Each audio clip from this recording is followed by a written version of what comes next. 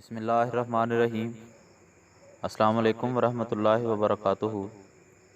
معزز خواتین و حضرات، حضور صلی اللہ علیہ وآلہ وسلم نے فرمایا ہے کہ کلکم رائن و کلکم مسئول عن رعیتہ، کہ تم میں سے ہر کوئی شخص نگران ہے اور ہر ایک کو اس کی رعیت کی بابت سوال کیا جائے گا۔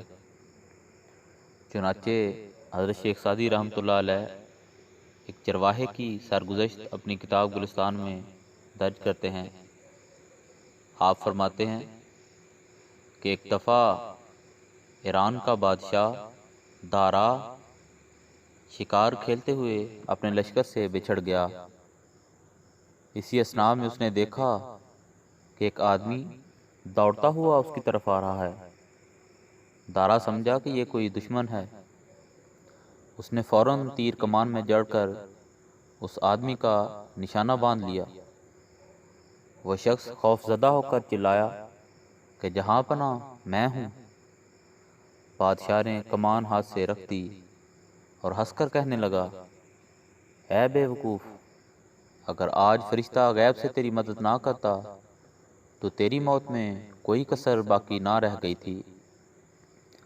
چرواہے نے ہاتھ جوڑ کر کہا، بادشاہ سلامت، اگر جان کی امان پاؤں تو کچھ عرض کروں؟ دارا نے کہا، کہو کیا کہتے ہو؟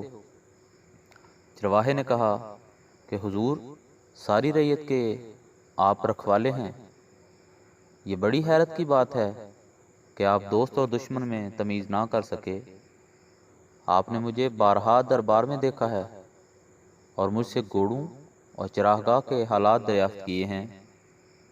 اس وقت حضور کی پا بوسی کے لیے، یعنی قدموں کو چومنے کے لیے آپ کی طرف بڑھا تو آپ نے مجھے دشمن سمجھ لیا، حالانکہ مجھ جیسا غریب چرواہا اپنے گلے کے بے شمار گڑوں میں سے ایک ایک کو پہچانتا ہے۔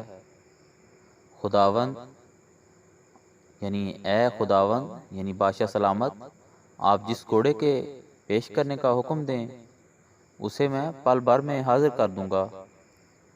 عالم پناہ، جہاں بانی کی شرط تو یہ ہے، جہاں بانی یعنی بادشاہت کی شرط تو یہ ہے کہ آپ اپنے ہر ماتحت کو پہچانیں کہ وہ کون ہے اور کیسا ہے۔ میں گھوڑوں کا رکھوالا ہوں اور آپ رعیت کے رکھوالے۔ جس طرح فہم و فراست سے اپنے ریوڑ کو میں قائم رکھتا ہوں، اسی طرح آپ بھی اپنے گلے کو قائم رکھیے۔ اس سلطنت کے زوال کا خدشہ ہے جہاں بادشاہ کی تدبیر چرواہے سے بھی کم ہو۔